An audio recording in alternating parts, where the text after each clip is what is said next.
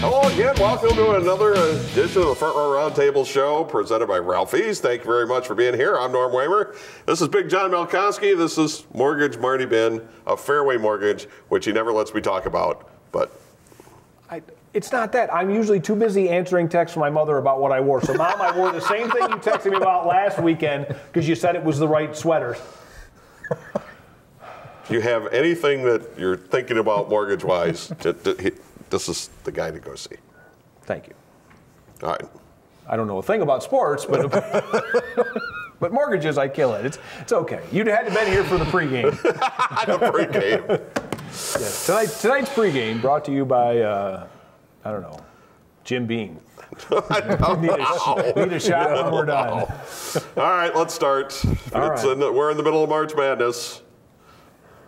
Of course, we're taping this before the Field of 64 gets underway. I was going to say, don't say the tournament hasn't started yet. I didn't. Oh, stop I didn't. it. Both of you stop it. It's a 64-team tournament, and the rest of that is silly nonsense. We're taping. And then VCU sort of justifies that we don't get to say that anymore a couple years ago. I'm tired of this. We're also taping the night that Toledo plays in the NIT against Xavier.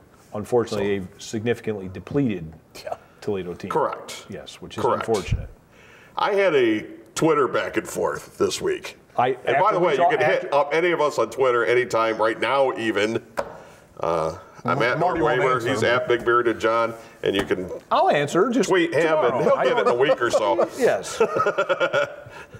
But I got one of these arguments again, and this stuff, I graduated the University of Toledo, okay? Back in 19, all right?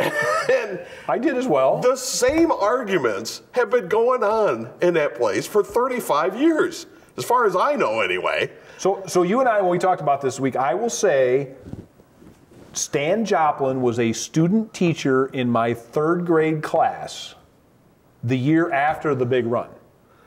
And he was like... Big run, meaning they won one game in the tournament? I'm referencing the history that the people that live in Norm's Twitter sphere... And before you go any further, to be fair, the game after that was against Notre Dame, who had, 4 NBA players on the team? Lanebeer, Woolridge, those guys. Kelly Chapika. And Toledo, late in the game, actually had the ball down 1. Correct. They had a legitimate chance to pull off that upset. So anyway, go ahead. And what I'm saying is, if you take out of your mind that people our collective age remember that happened and it was wonderful and it was all these great things, after that, it's a whole different reality and everyone needs to stop. I mean, I feel like Bruce Springsteen should be, right? I'm keying up the glory day. It's stop it. It was great. It was wonderful. It was a time that's passed. It's over. Enough. Be happy with who you are. Well, between then and what we have now has been an abyss. Prior to Todd Kowalczyk and after that time, not right after that time, but after the Nichols heyday, there was a trough that is painful. And people don't want to remember that that's 35 years ago, and then for 30 years or 28 years or whatever, the program was in shambles, to be blunt. You know, we could get into why they haven't been to the NCAA tournament since 1980, but let me give you a couple of key statistics here. Since 1980, there's only been 3 seasons that Rockets men's basketball team has had single digits in losses. One of them was a 19-9 season under Stan Joplin.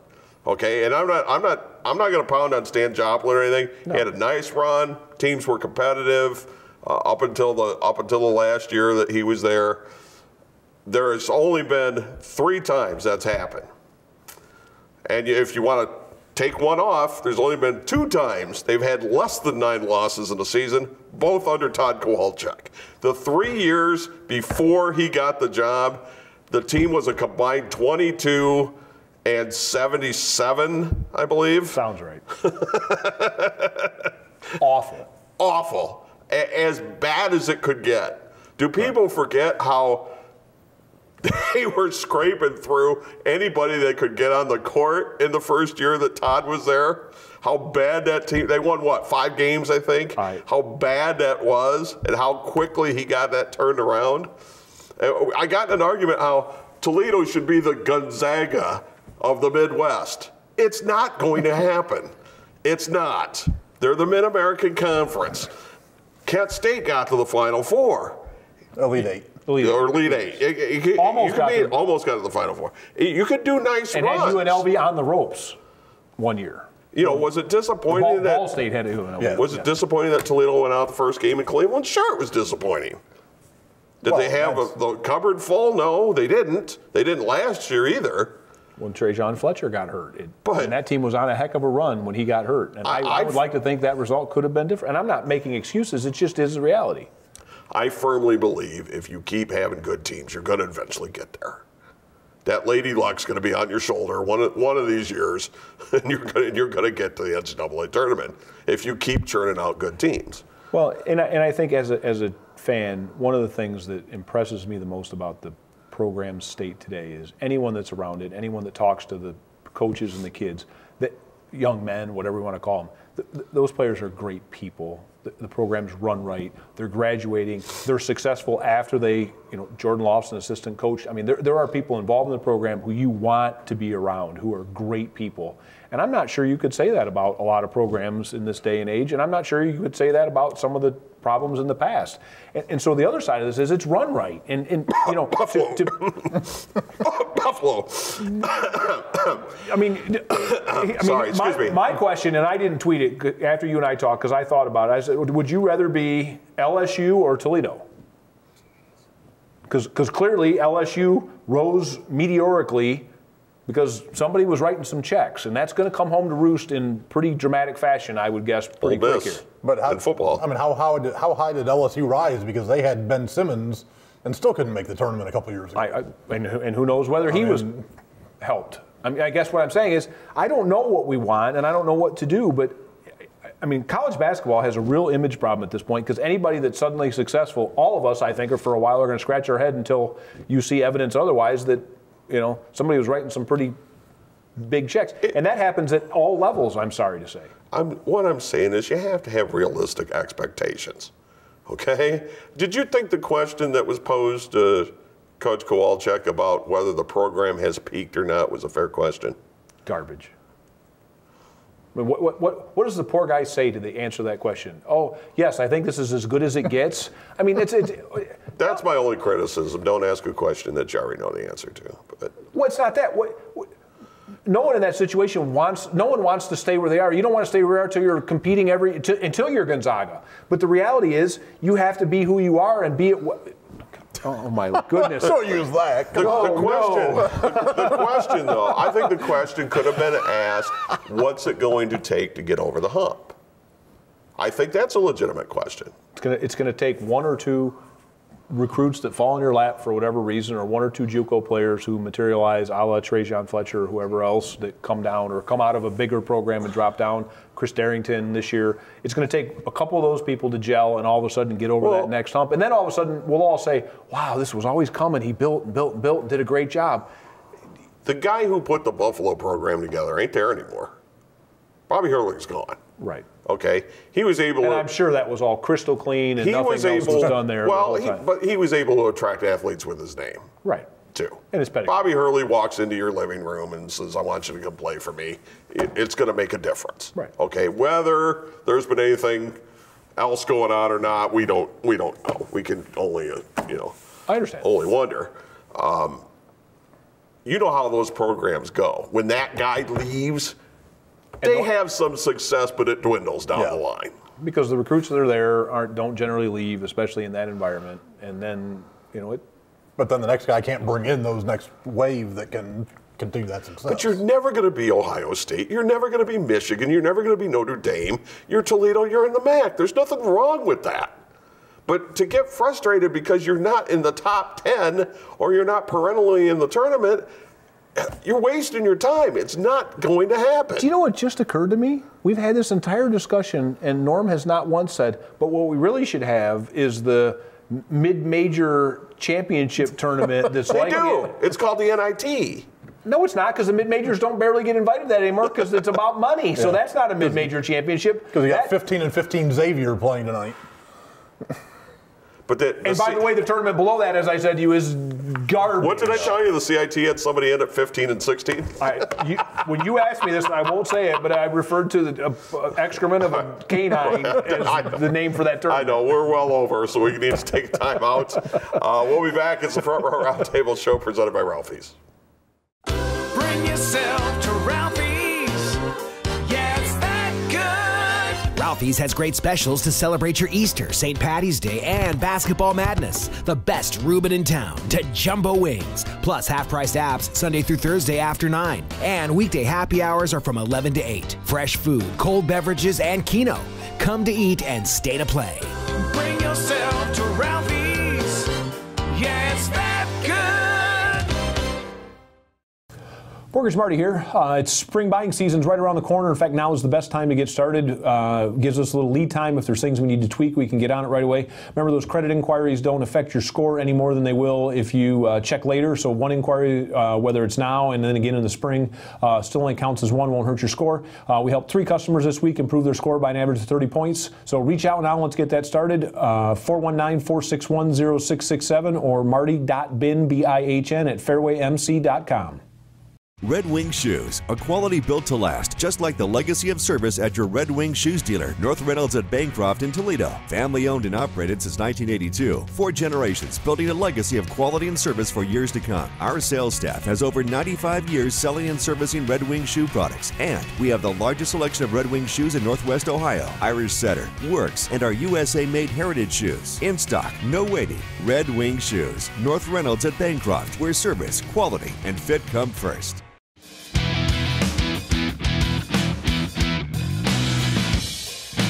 And back we are, Front Row Roundtable show presented by Ralphie's. It's Marty. It's not half off by Jim Beam. It's not half off appetizers all the time. They also have awesome drink specials, and apparently Norton's been partaking. Sunday through Thursday for the half price appetizers after 9. Wing specials, beer specials, and I could use a brew right now. All right. Let's talk a little baseball because let me get out my app and get you an Uber for the way home. Thank you. For those who I have to get to where it's at first.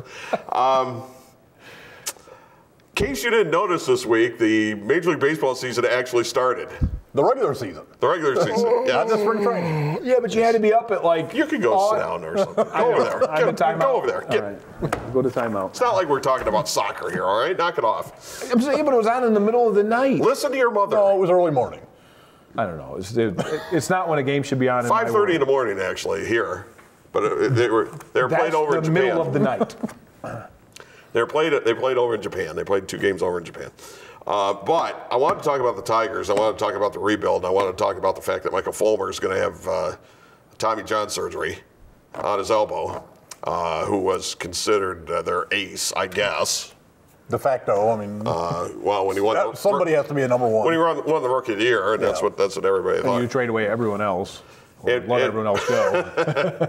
and we were in that off season after he won the Rookie of the Year, and as a piece of talent, as you're moving the chess pieces around on your rebuild, I said at the time, now is the time to move him. Yep. Now is the time to move him. And everybody wanted him. The Tigers turned them all down. Now he's got Tommy John surgery. He ain't going to pitch this year. Probably won't pitch much of next year. He might be back before the season's over. Generally, Tommy John guys generally don't pitch well that first year when they come back. It's usually the second year that they pitch better. You got to find their stuff. Or in Patrick Corbin's case, the third year. And a few don't come back. Some don't come back at all. And I he's think got 18 months to work on his lower mechanics. Well, they didn't know what was wrong, apparently. Because, he had knee surgery. I know. But his velocity was down all last year, which makes me think that he had this didn't just happen. Yeah. There was damage, and it just finally got to a point where somebody has to acknowledge it. So do you have confidence that Al Avila is the guy to rebuild this? No. Not. I mean, he's done okay draft-wise, but I guess when you have the number 1 pick in the draft, it's kind of hard to screw it up. But I mean, you've got to trade your guys when they have value. And now Fulmer has no value. there's very few guys on that team with any value. Did they trade Nick Castellanos during the offseason? No. No, and that's probably another one that they should have. I could just see a broken hamate bone or something that takes him out before the trade deadline. I don't know if there's any player I've ever known Norm to dislike as much. I'd have to think about that. I'm saying I've known you a long time. I'm pretty sure he's number one on my belief of your least favorite player. Well, no, the point is his contract's up at the end of the year. I know. Right.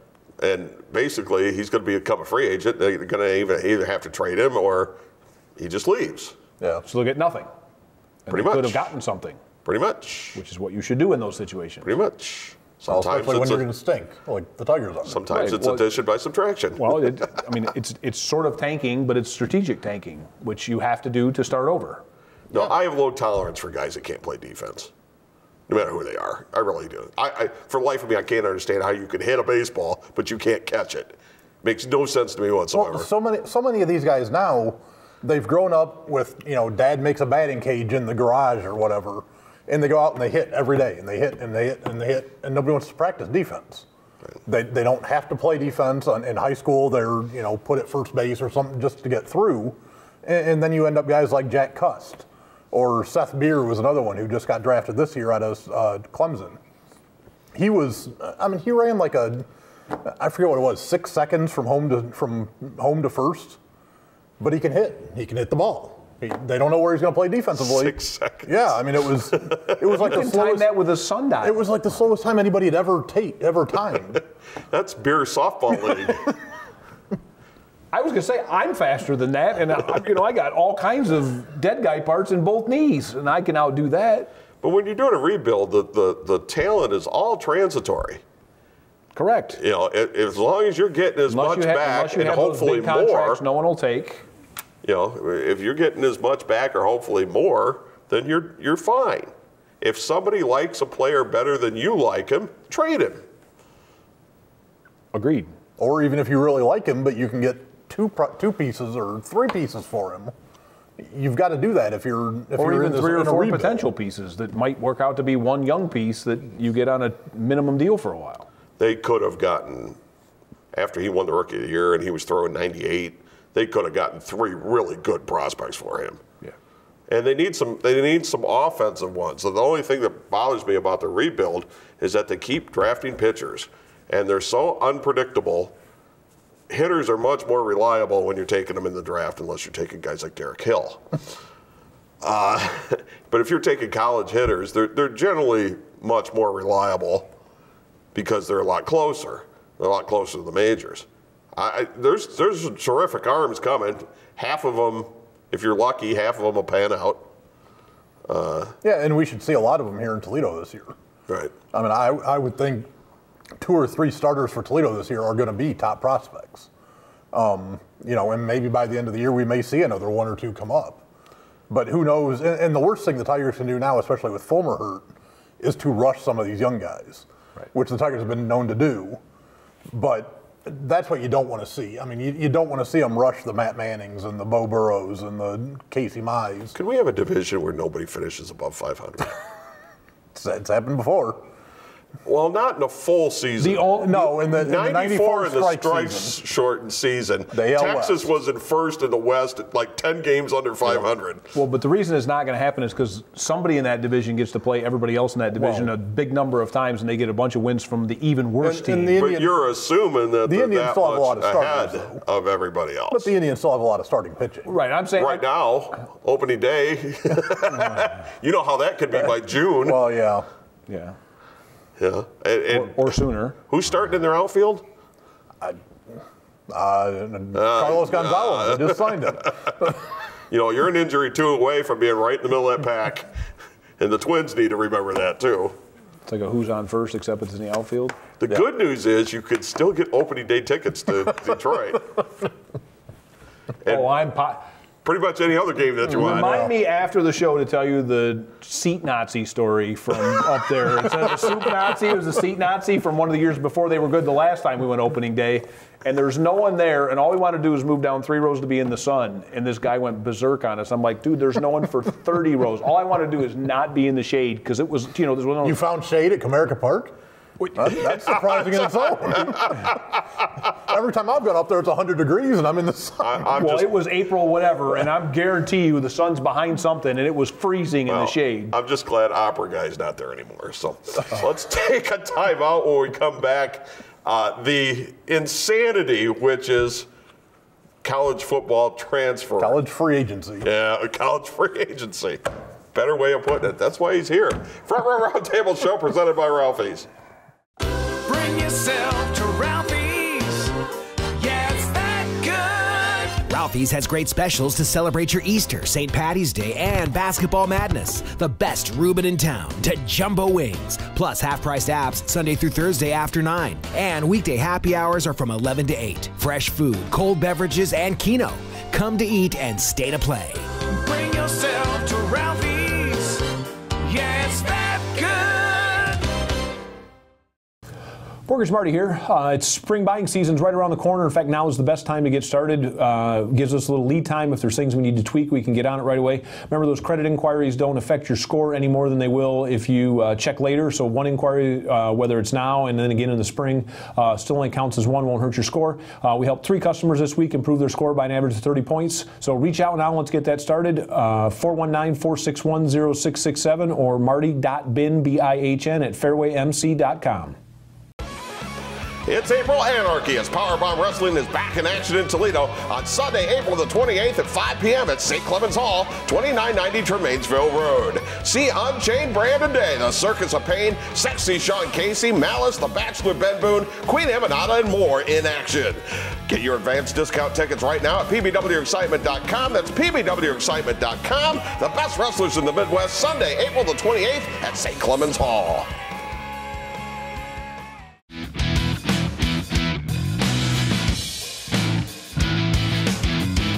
Welcome back, Front Row Roundtable Show presented by Ralphie's.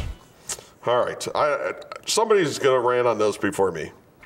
So let them all transfer. It's I don't care transfer anymore. season in college football. I'm tired of it. I don't care. College? If the coaches can leave and no one cares and they can leave anytime they want, and by the way, they got paid and had a contract that lets them leave, why shouldn't the players have outs? Didn't he just say during the break that he wasn't going first? Well, you said somebody and then nobody talks, so the heck with it. I'll fill the airspace. You know, I guess if they didn't pretend that they had to go through, like, Tate Martell is now eligible. For those who don't understand this, once you've officially graduated from college, if you have a year eligibility left, you can basically transfer anywhere you want. But this is different. Tate Martell was only there 2 years. Yeah, this is the approved waiver. So this is coach was mean to me. Somebody left. We might be on probation. Justin Fields goes from Georgia to Ohio State. Somebody said something awful to him, which is documented Not going to at be least. on probation. No, I'm saying, but a team. No, but that's why Shea Patterson was eligible at Michigan. I'm covering the teams we know regionally, right? So Shea Patterson gets to play the first year because they're going to be on probation. Fields gets to play because something horrible happened. One guy says something to him. I'm just pointing out what happened. And Martell gets to play because his coach left and somebody else took his job. So, right? So at that point in time, what's left? I don't care. I'm tired of this whole thing. Let him go. Okay, but the stupid thing is they say Tate Martell is eligible. He gets a hardship waiver. What hardship was there? other than I'm not good enough to start, so I'm going to go somewhere else. Well, as a Buckeye fan, I'm happy he's gone somewhere else because he was unwatchable when he's in there. He couldn't throw a football 12 yards accurately. That's what I'm saying. But to say he has a hardship. If his parents are watching, I'm sorry, but it's true. But to say, I mean, there's no hardship. His parents are loaded. He could go pay to go to Miami if he wanted to. But he gets a hardship waiver. It's like, there's no hardship. Right. You're not good enough. So if we're making this up, let's just pull the wool off and say they should be able to go wherever they want and be done with it. Well, then let's go all the way. Pretty much could do that now, can't they? I was going to say, let's take away the school and just call them the Columbus Buckeyes and the Ann Arbor Wolverines, and just not even make them go to class. Just say, hey, you're professionals. Well, that would be like the NCAA basketball teams, where you go to class for 1 quarter and are eligible and never have to go again. So what's the? I mean, are you guys saying the integrity of college football is questionable? Is that what you're saying?